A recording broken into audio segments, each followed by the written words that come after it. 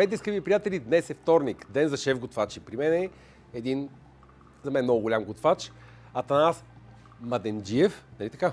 Да. Ела, моля се, Наско, тук при мен, защото ако още път ме накараш ти кажа фамилията, ще е много трудно. Добре, последен път, обещавам. Имаш уникален, концептуален, малък, бутиков ресторант си имаш ти. Така. И в Пловдив няколко човека ми казаха за твоя ресторант. Да бъда честен, още не съм идвал, но съвсем скоро Това си е чиста загуба.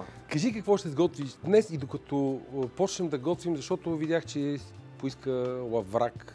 Намерил съм ти малко по-големи филета, около 130 грама, нали? Защото обикновено той е към 100 грама. Какво точно ще готвим днес? Да почнем от най-дългия процес, защото времето... Да, така. Значи днес ще направим филе от лаврак на тиган с масло, върху пюре от селена и с един много приятен зелен сос, който, нали, по процеса на работа ще обясня откъде идва, как идва. Разбирам аз на къде клонат нещата, трябва да започна да изчистя целината. Абсолютно. Така, от някъде трябва да се почне. Цялата целина ще ни трябва. Цялата. Добре. Ето така, по принцип. Сега, по принцип, хубаво е главата целина да я обелите преди да я отрежете. Все пак... Да, ето така трябва да изглежда обелено. Разкажи ми твоя кулинарен път.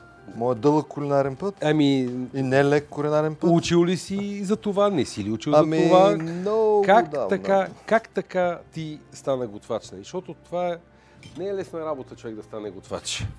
Не е лесна работа, наистина, но в крайна сметка лесни работи много. Аз съм сигурен, че оператор не е лесна работа. Никак, по цял ден. Режем на дребно, нали? Да, на купчета, които да са еднакви, може би, нали, някакъв такъв размер, за да може да се свари по-бързо. Ето така. Откъде започна твой кулинарен път? Много ми хареса. Бях консумолски секретар. Много интересно започнаха нещата. Бях консумолски дума. Много ми харесва. Може би много хора не знаят какво е. Значи нашата публика със сигурност всички знаят. Това се случи. Бях консумолски секретар в Пловдив, в ТХВП и рязко, нали, падна режима тогава. Изведнъж всички решихме да търсим свобода, да търсим нови възможности и така нататък. И консумолски секретар, мое лице... От моите консумолски секретари, защото това е било към 90-те години, нали? Защото по мое време, като бяхме консумолски секретари, аз съм по-възрастен от теб, нашите бяха към Канада, които можеха... Аз имах и билет за Канада, но в последния момент смених дестинацията. Да, реших, че... Слагаме водата за да ври, нали? Не така, не. Мога ли да ползвам това масло? От скъпото ли?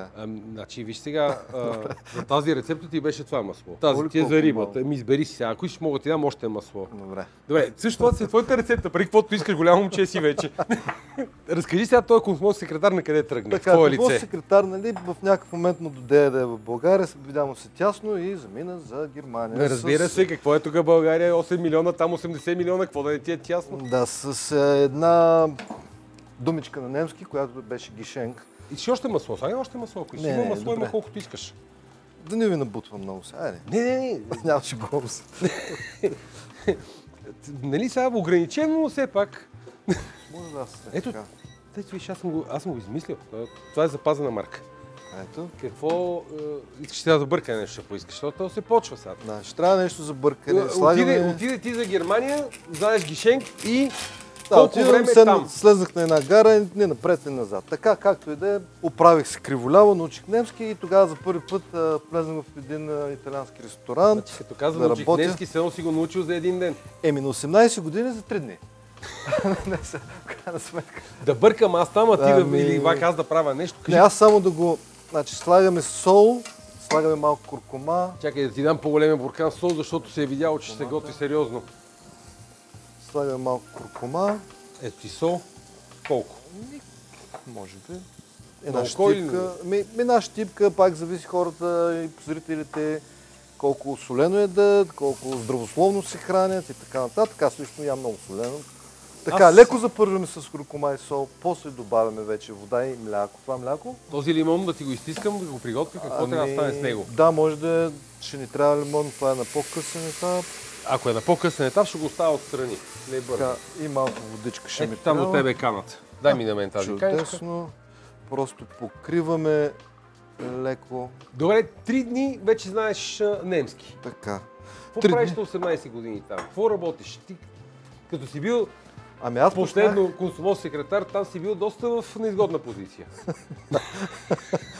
Да, от консумов секретар станах първо барман. Значи, тогава беше, за мен ми се струваше... Има лойка в това израстване. Една много престижна професия барман на времето, по комунистическо време. Барман си беше, нали, едва ли не синоним на преуспял човек. Само ще кажа, че това е наречената аристокрация на простолюдието.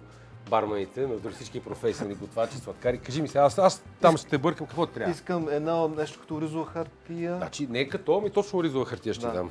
Чудесно. Просто да го захлупим това нещо с хартията, за да може да се задуши и да се... Искаш ли мога да му сложа директно фолио? Може ли да го разрежем това на две? Не знам. Аз ще покажа на зрителите какво имаш биха предвид? могли да направят. Правиш някакви неща? Така. Значи взимате един такъв лист хартия, пригълвате го няколко пъти. Ето така. Кажи ножица ти трябва. Няма да ми трябва. По принцип зрителите ги съветвам да използват ножица, защото аз съм се порязал много тежко точно с така хартия. Може да намалим малко това обаче. Е така си, добре. Така, да. И сега ще почне тихо да... Чудесно. Не ни трябва много бързо. Ето това се получава. Мерим от центъра, ето така, до края на тенжурата. Режем там, където сме премерили. С ножица ще е по-добре. Да ти дам все пак. Не искаш повече. Не. И тук отпред едно съвсем малко парченце отрязваме, за да се получи едно оригами. Ето го. Си първият готвач, който дойде и не ми каза дай капак, дай това, дай онова, ами си направи, си наряза. И го слагаме това върху ястието. Така. По този начин го задушаваме. Намаляме го още малко. И го оставяме да си къка. Добре. И така, докъде бяхме стигнали до... Само кажи следващата стъпка на готвене, защото аз в момента съм много така приятно изненадан как капака може да не е толкова скъп, колкото си мислех аз. Какво следва? Ами сега да направим пюрето от зелени, за което ни трябва магданоз, копър. Магданоз, копър, блендер. Отлон, в който да бланшираме магданоза и копър, за да може... Искаш ли да ти дам една касерола? Една касерола? Една тенджерка малка. Или също. тенджерка, ето. Да, малка тенджерка с вода. А през това време, какво можем да направим? Измиваме магданоз и отнемаме стеблата. Сега тук лед ще ни трябва ли? Ами по принцип, ако има лед, да. Но не във всички домове има лед нали, за готвене. Обикновено се ползва по съвсем други причини. Но да, това е достатъчно. Значи първо слагаме да заври, нали? Да, точно така. Късаме само листенцата, стеблата не ни трябват. Може да ги запазите, евентуално да направите някакъв бульон с тях. Значи аз тук си събирам, всеки път си събирам дръжки с ето като това също за бульона е супер. Да. А копъра по същия начин ли? Ами копърът е по-меко стъблото, малко по-грубо може така, не е чак толкова. Може, например, да се отрежат само. Малко да откъсна по-горната част. Така, значи за тази зелена салца, както да наречем, която ще приготвим, за да я смесим с соса да стане зелен-зелен, може да се ползва и спанак, може да ползвате и босилик дори, ако щете. Това е някакъв вид песто. Ами да. Като гледам аз. Абсолютно, само че не е това класическо песто, което е с пармезан и трябва да приготвя и пасатора, нали? Пасатор ще ни трябва, евентуално. Ако получава песто, което може да се използва в много неща, може да се консумира студено само, песто може да го направите с паста, това нещо. Просто няма, нали, разликата е, че няма да има ядки и няма да има пармезан. Имаш ли някаква твоя лична концепция през пътя ти за твоята философия за готвене? Каква е? Ами аз по принцип по-голяма част от живота съм работил, аз живея в Лондон повече от 22 години. Лондон? Има някаква магия в цялото това нещо, спирането на времето. Аз съм между другото, толкова копър стига ли ти или още искаш? Стига ми няма... Да. Защото гледам, че береш магданоз от доста време. Това да. Няма повече да ти дам. Стига, остави се. Да, аз го знам, той е един много скъп магданоз. Значи след скъпото масло, сега и магданоза ми. Така, сега изчакаме да заври водата. Така? И тогава ще го бланшираме. Всичко вътре. Взимам само аз пасатора. В френска кухня съм работил по-голяма част от живота си. Аз лично предпочитам... в ресторант? О, да. дълги години. Аз имах и ресторант в Лондон, който все още функционира. И спечелихме Best European Restaurant в Лондон. И това за мен е много... Колко голям ресторант е било това? Ами не беше... Не е защото... много голям, около 50 на места. Значи, според мен това е най-добрият успех. Между 25 и 55 места са най-добрата, да може да обърнеш внимание. Не е онзи ресторант, който да печели много пари, но онзи ресторант, който да можеш да се справяш добре и да бъде уютно. За мен е най-добрият ресторант е да го отвориш не с комерциална цел, за собствено удоволствие. И да не се... Да не чакаш няма значение резултатите. колко места имаш, какво ще сложиш за меню, дали някой се разсърди или няма да се разсърди. В Гърция има много такива места, между другото. И аз, може би в едно по-добро време, в едно така обзоримо бъдеще, бих искал да направя нещо подобно в България. Аз, между другото, винаги съм си говорил с приятели, защото всеки, нали, особено младите готвачи, такива по-надъханите, които не са вече през призмата на опита, нали, не са били консумол секретари като тебе. Нали, те просто не нямали за консумол. Това е най-важните неща. Не, искам да ти кажа, че те обикновено всеки иска да има ресторант, Мишлен звезда, не знам си какво. И аз им казвам, хора, нали знаете кой е най-добрият ресторант въобще? И те кой? Пълния. Това според мен е... Абсолютно да, това е правилна формулировка. Пълният ресторант наистина е едно много добро място, както да го погледнем. Не знам, късвам водата завря, слагаме тези неща във врящата вода. Така ли? Добре, хубаво. Значи, още е удобно. Ще ти дам едно за спомен. Значи всеки път, когато събираш от дъската, да си спомняш за мен, защото... Така, значи завираме точно за около не повече от 10 секунди. Се бланшират само. И ще да ги председат директно. Потъмняват. Да, директно трябва да се председат. Даваш ли насам?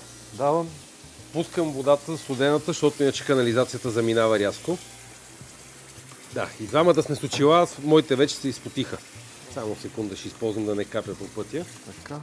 Така. Сега трябва да ги сложим в лед и студена вода веднага, защото иначе няма да се прече хлорофила. Или само студена вода също върши работа, трябва да е обаче студена наистина. Пресича си хлорофила, остава този зелен цвят, който ние така много искаме да остане. Успяхме. Значи този път успяхме. Да. Ще имаме зелен сос, защото можеше да има един доста увяхнал сос. Така. Тук може друга зеления някаква да се сложи още. Да, аз споменах, може спанак, може босилек. Кой каквото... Да, както ви харесва, но общо взето доминацията на копъра и на магданоза може би е по-добрия вариант за риба. Дай ми следваща стъпка. Това си къкри тук, надига се, слиза. Трябва ли да го гледаш? Сега ще направим една много приятна салата от сурова текучка и сурово резене. Трябва ми една белачка, така тип френски, желязна. Уи! Чудесно. Уи, да обеля тикачката. Не.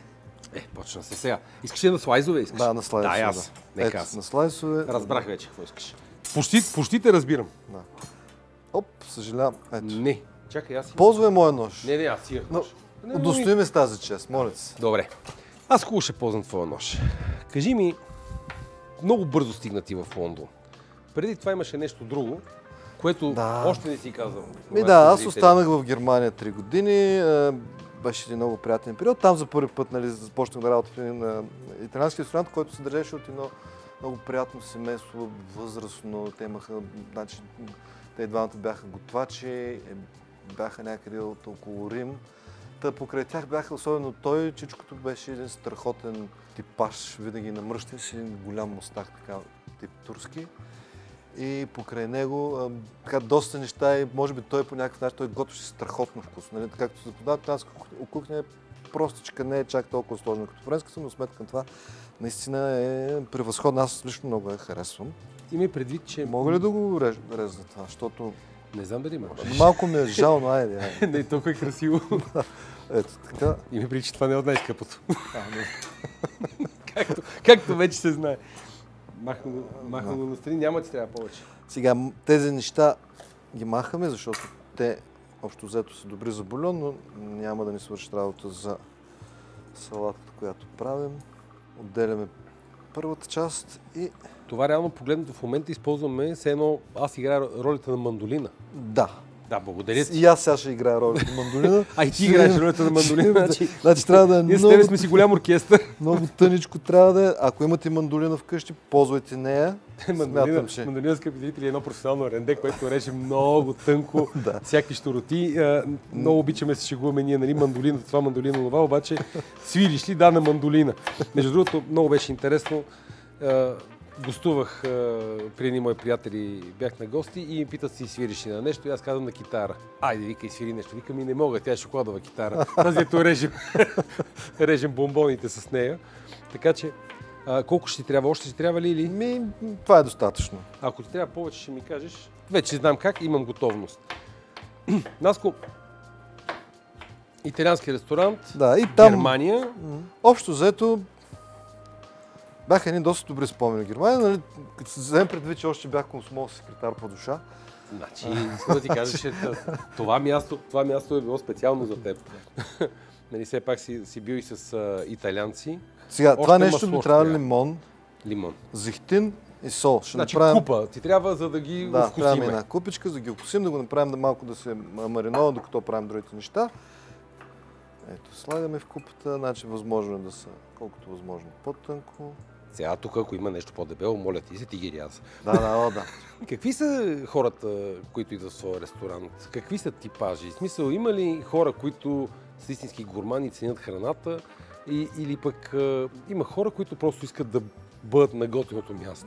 Идват всякакви хора общо взето, но да, може би е малко по-различно. Аз съм го простил доста менюто, да не е, нали, толкова натрупено. При 25 места ти го направиш меню, което 2 часа и половина да го четат все едно конспект за държавен изпит, нали, няма как да стане. О, да. Колко зехтин казваш? Тига.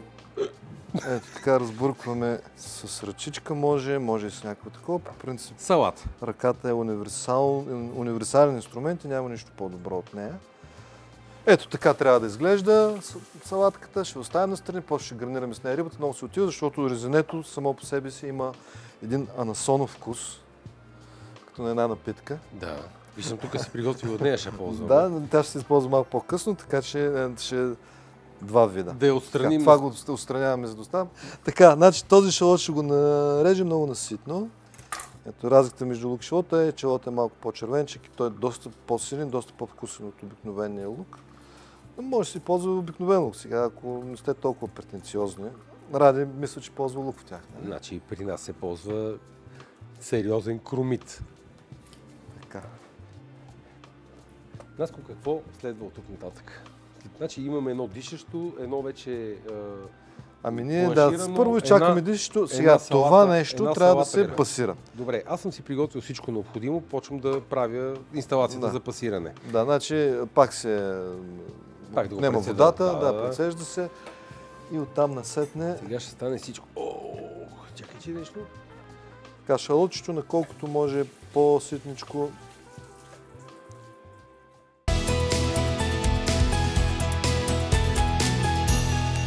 В цялото в това време, в което си бил напред-назад, разбрах, имаш дъщеря. Да, чудесна дъщеря, която много обичам, разбира се. И която понякога се опитва да готви. Чакай.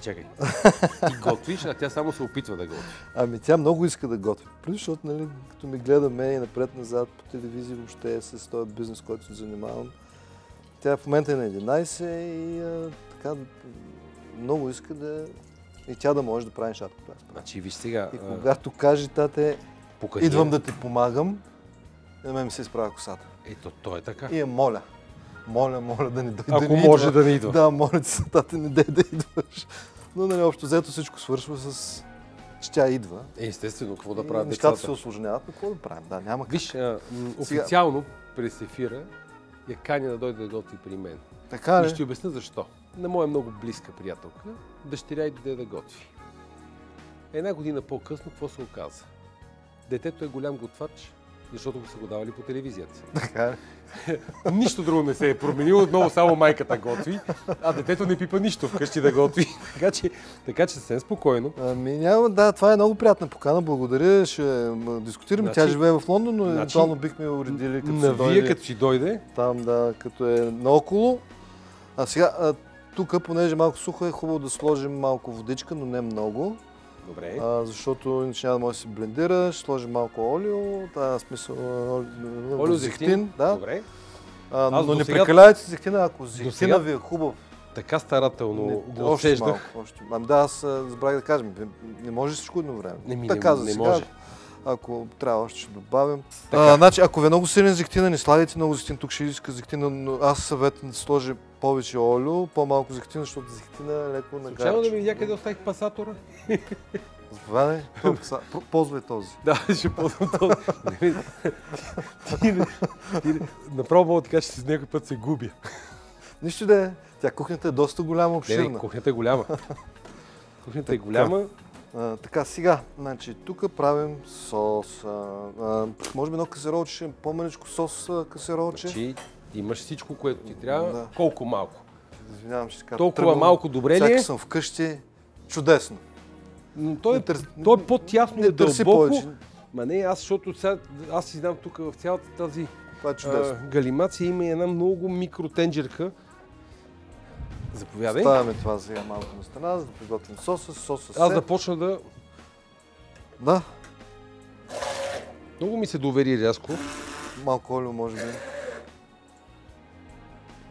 Кажи колко. Да. Стига. Сега обаче може би ще пръска. Така, това е за сос, масло. Така, за соса, което е типично какво е сега? Сос, слагаме малко зехтин, слагаме малко масло. Значи зехтина за готвене, ако е хубаво, защото ако е салатен, екстра върджен, не е много хубаво за готвене, защото той изгаря му, се заминава повечето му качество. Значи зехтин за готвене или обикновено олио и малко масло. И слагаме нарязания шалот, който, както виждате, е нарязан доста наситно, колкото можете по-ситно. Желателно е да не се порязвате, докато режете на ситно шалота. Да, хубаво да... Харесва ми твоята чувство за хумор в кухнята. Слагаме сол. Режем шалот без да се порежем. При това си мием ръцете. Малко като радио предаване. Защо да не? В крайна сметка това някакси според мен помага. Тук и там. Така, само среди, после финално ще го блендираме, защото сега не мога... Един въпрос не мога да ти задам с този шум. Така. Оставяме го с души леко, докато омекне. Много въпроси имам. Добре. Първо, ти от Пловдив ли си? Аз съм роден в Пловдив. Първите 18 години, докато станах консумон секретар, съм живял в Пловдив. Тази ситуация, да бъдеш отвънка, да бъдеш дълго време емигрант, нали? Защото ти в един момент емигрант, защо се върна? Кому беше нужно? Какво ти липсваше? Защото баба Ванга е казала 25 всички да се приберем. Шегувам се. Значи хора, ние ставаме някакво такова съклено кълбо тук. Ами защо се върнах? Значи имах една много отдавна тази идея, нали, да отворя нещо в Пловдив. Някакси ми е свиден този град, така или иначе. И като се сблъска с нашата действителност, какво установи? Шокирах се. Изключено. Изключено. Значи така добре подредени институции. Да, оплаших се. Нали... Всичко е като в Германия и като в Англия. Да, в Англия на едно телефонно обаждане да отвориш каквото да е било там. Абсолютно, това е верно. Между другото, отворих ресторант наистина около за 15 минути. Компанията се отваря за 15 минути, отива, зарегистрира се в местната община, ще плащаш данъци. Аз според мен ти колко време работиш в Пловдив вече? Колко? Към 5 месеца. Според мен още нелегален. Не, според мен още нелегален. Няма как да в България за 5 месеца и да си успял да проработиш чудо. Какво искаш да увеличиш сега вече? Лекичко увеличавам, още мъничко това е готово, умекнало е, сос сме сложили. Следващата стъпка е вино. Айде сега. Which one? Кое е? Това? Едното е вино, сега ще вдушиме. Така ли се обвиняваме, защото съм от Пловдив? Не, аз сега ще ти кажа какво е това, дето си ми го дал тук. Едното, къде е виното, то е при виното. Аз не виждам. Анасонова напитка. Ето е там. Добре, може да се пръщи да опитам аз? Не можеш сигурно. Това май е олио. Ето така, слагаме виното, редуцира се известно време. Той гадно да опиташ олио. Може. Какво ти е нужно? Една лъжичка, която ще... Значи, ето, редуцира се това нещо. Слагаме малко горчица. За соса какво ти трябва? Тел за бъркане, сладкарска, шпатула. Аз ти дам всичко, ти ще си избереш. Добре, още малко вино може ли? Слагаме още мъничко. Какво следва? Сега следва да проверим дали това нещо се изготвя. Дай да сменим местата тогава, а пък... Може би още малко водичка. До тебе имаш ли? Дай да си. Така. Ето Наско. Значи този капак е за еднократна употреба, нали? Да се разбереме. Може 2-3 пъти. Зависи колко сте назор. Общо взето. Така, това е готово. Това е готово, това... Дали още малко сметана има? Сметана да искаш. Това не е ли сметана? Да, ама ще ни трябва още мъничко, защото и за там ще ни трябва малко. Значи и почна се сега. Сметана, много ми харесва. Ама защото... Тази рецепта... Аз не мога да сготвя точно. Тук съм дал точно за 2 порции ли беше рецепт? За половин порция. За 1 порция. Аз не мога да сготвя точно за 1 порция сос. Нали, това няма как да се случи. А пък...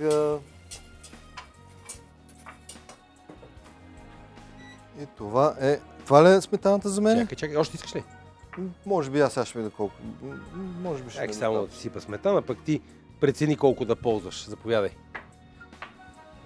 Добре. Така, ето така ще изглежда соса, който е с малко сметана, бяло вино и който ще сложим, но по-късно. Можем да го изключим. Добре. Който ще сложим, но по-късно. Слагам сега това. Той малко ще се сгъсти сега, като... Ето тук може да сложиш, да го изхвърлиме. Чудесно. Имаше някъде, ето е бъркалката. Ето това е готово вече, всичко е сварено. Сега само ще изчакаме да заври сметанката. И после? И го отмятаме на страна, за да сложим рибата. Рибата я слагаме последна, защото тя става най-бързо. Кажи ми от тук какво пречи да го махна? Това? Да, почти всичко може би е за махане. Добре. Това какво е? Не знам, поръча си нещо. Чесън на прах? Да. Добре. За сос? Да. Добре. Ето така изглежда това. Защо чесън на праха не е пресен чесън? Както Шарлота примерно го направи. Защо ползваш чесън на прах? Защото е по-лесно, като се сложи примерно в соса, е по-лесно за... улеснява се вкус. Константен е като вкус и като... По принцип е по-лек, нали? Не е толкова силен, не е толкова натрапчен. Съгласен съм. Трябва да е точно така. Значи тук малко от анасоновата. Ето, това е. 2 шотчета слагаме съвсем мъничко, за да даде този анасонов привкус, който ще се вържи с резиденто. И... Да. Става все по-добре живота. Хубаво замери се, да. Ето. Сега. Може да потопиш нос. И да изключиш. Това е ти готово. кажа, че куркумата и всичко въобще. По принцип може да се ползва и шафран. Какво трябва да се случи от тук нататък тук? От тук нататък трябва да го намачкаме малко. Искаш ли да го намачкаме, имам такава преса като домашна картофена преса, или искаш да го намачкаме през цетка? Ето това имам, виж. Чудесно. Това е абсолютно чудесно. Така. Общо взето, сега ще направим рибката набързо. Имаме ли синя дъска? Ползваме ли синя дъска? Ползваме тази, защото по телевизора ползваме такива. Значи сега караш в момента ти дам синя дъска. Не, чакай. Кой е това нещо? Не, много обичам аз. Много обичаме така. Ти не знаеш къде се намираш, човек. Ти си нямаш идея. Ти си нямаш идея аз колко съм подготвен. Синя дъска. Ето ти. Цялата палитра от дъски ще ти дам. Заповядай. Вземи си която ти... нали? Това... Нали? Не. Опита се да ме хванеш на тясно. Чувствам се специален вече. Така. Рибката... Тук мачкаме, нали? Да. Не много хубаво да има и парченца, пак е добре. Така грубо, за да може да... Ти мислиш, аз мога нежно. Да, добре. Ето рибката, леко я подсушаваме. Тук има едни костички. Как се отстраняват? Може така правим един разрез точно до тях от едната страна.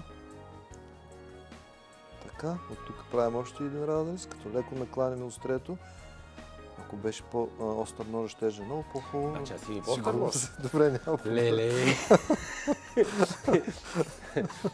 Ето и така, вижте как... Значи ще те поканя едно предаване да направим тук за подостря ножове. Ето така, дърпаме. Набор на дъски. Дърпаме, махаме това парченце. Наистина, ако имате котка е много добре. Ползва за котката. Ако нямате котка... Ако нямат котка, да не готвят ли хората? Ако нямате котка, си вземете котка, в крайна сметка. Искаш и по-остър нож да пробваш? Ами да, бих могъл. По-добре ли? Нищо не казвай. Добре. Добре. Ето замълчах се. Добре, няма ли пловдивчани малко любезно да проявите? Тая котка много ще намаже. Тая котка... Ма яде от скъпата риба. Ето. Ама враг ще ми яде котката. После правим така отгоре малко разрези по цялото... Хубаво е с остър нож. Да, хубаво е с остър нож, но ако нямате остър нож, може да ползвате обикновен кухненски нож. Който се ползва тук. Има всяка кухня. Ето така, вижте как изглежда. Сега, от тук насетне, тук забиваме едно парченце розмарин. Точно в тази дупчица, която направихме да я запълним. Ето тук хоп, който ще се готви с рибата и ще й придаде много приятен и средиземноморски вкус. Ето взимаме другото филенце.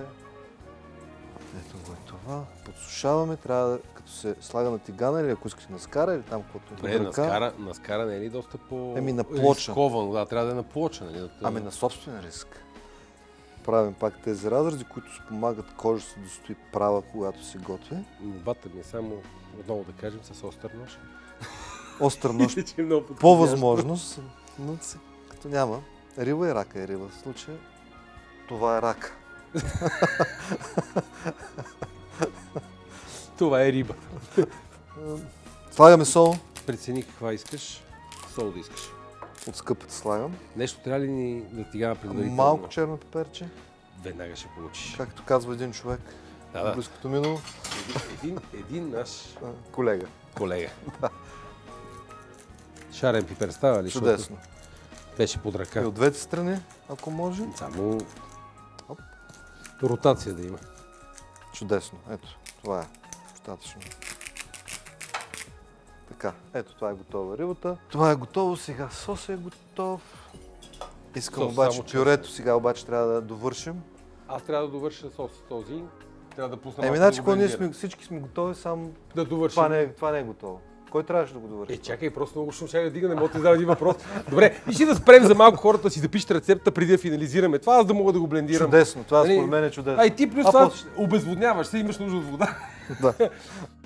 Филе от лаврак върху пюре от целина и куркума и много интересна салата.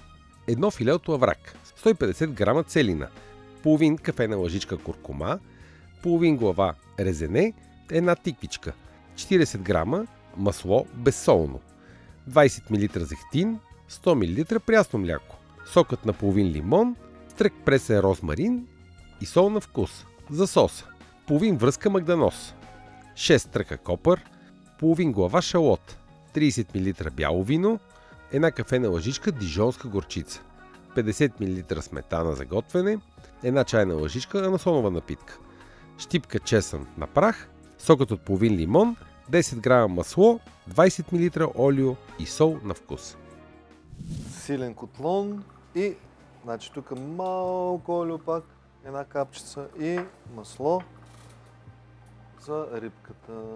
Така, ще намажем тиганчето. Изчакваме хубаво да се загрее, дори маслото да покафенее. Ако ще мога да още температурата, но ще стане много силна. Мисля, че е добре, трябва да не се... Така, ето, взимаме рибката с кожата надолу, на загрята. Много е важно да е загрят котлона, значи, да е много загрят. Придържаме така, за да не се огъне кожата, за да остане право. Ето така. Значи, ако не е много загрят котлона, рибата може да се залепи и да обелим кожата, което ние не искаме в никакъв случай. Аз си карам подред, почвам да давам следващи неща. Чинията, в която ще презентираш. Така. Чудесно. Искаш да извадим чиния, ще вадим ли на нещо предварително да извадим, да отседим или няма да отседаме рибата?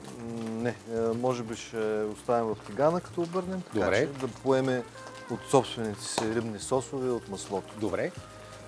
Нещо ми каза ти, което много ме стресира. Прибрах се в България и бях повече емигрант, колкото навънка. Защо? Ами, по ред причини. Може би една от причините, че съм свикнал да живея в там един друг свят, защото по-подреден свят някакъв. Да, дали е по-хубав, не знам. Не мога да твърдя подобно нещо, но със сигурност е по-хубав. Бил си в Германия. Германия е една дисциплинирана страна, която каквото и да правиш, всичко е подредено там. Този цвят искаме. Да, в Германия, в Ания, да, всичко е по-подредено със сигурност. Някакси е по-сигурно, някакси е по-приемливо по някакъв начин. В никакъв случай не е по-лесно. Ма тук си малко сървайвър. Не малко, а доста. Така, обръщаме рибата. Ето виждате така един много хубав. Ето като се пипне, рибата е хрупкава. Обръщаме и изгасяме тигана, защото тя не й трябва много. Както знаете, може да ядете и сурова риба. Отстраняваме ли го от огъня? Суши. Моля? Отстраняваме ли го от котлона? Тук? Той продължава да работи. Така ли? Ами още е топло. Добре, може да го сложим там. Така. Ето така ще оставим, рибката е готова. Тя е. Сега аранжираме чинията, или както е модерно да се казва тук, плейтваме. Не, моля ти се. Плейтваме. Значи това е много хубава българска дума. Изключително трябва ти пюре. Така. Значи първо може ли сосчето само лекичко да го затопля с една идея, защото все пак това е сметана, не трябва да се сервира този сос, е топъл. Забележете, той не е студен сос. Леко само да се загрее. И добавяме, в последния момент добавяме от тази прекрасна зелена салца, която младия господин ни... За младия ще почерпя едно лавраче, тук един приятел сготви. Мога да те почерпя с него. Така, приготвил съм ти лъжици за различните неща. Слагаме настрани. Явно си работил на големи плочи такива, защото дърпаш настрани и забелязвам. Това е абсолютно готварско движение. Така. Аз пак да попитам. Да сложим се пак малко от сухия чесън. Аз сложих. Добре. Значи ти си ме издебнал. Да. В гръб. Много ми хареса. Сега как ще плетнем чиниката? Не знам. Ето тук ще сложим от този прекрасен... Сигурно е мега вкусно. Аз трябва... Извинявай, но... Да, опитай. Е мега вкусно, да, предполагам. Да идеш и да плюеш. Не, бе, изтече. Значи... Така. Ето е рибата, вижте, този цвят е наистина превъзходен. Слагате отгоре върху намачканото пюре от селена. Така. Взимаме от салатката, която къде оставихме. Тук. Всичко си идва. Ето ти салатка. Аз отстранявам нещата, които не трябват в момента. Значи салатата е чисто сурова, маринована е само с...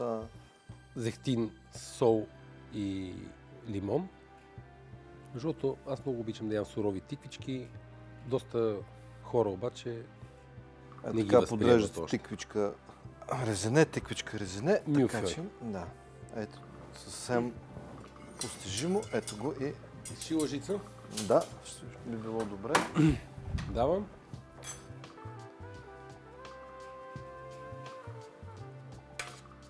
Аз искам да ти кажа, че съм много щастлив, че отдели време и успя да дойдеш да готвиш при мен, защото аз си мисля, че хора като теб трябва да бъдат по-често показвани. Наско, много ти благодаря, защото твоя свят е много странен, много различен. Преживяното от тебе много. От консумоз секретар до човек 22 години, до емигрант в собствената си страна. Нали, смисъл, това само ти можеш. Не знам как да го кажа, но е много готин лайт мотив. Скъпи приятели, това беше всичко от нас за днес. Утре при нас ще бъде супер мила, а аз си стягам багажи и заминавам в Пловдив, защото искам да ям още неща. Много ти благодаря. И аз благодаря. Безкрайно за мен беше чест. Довиждане. Довиждане.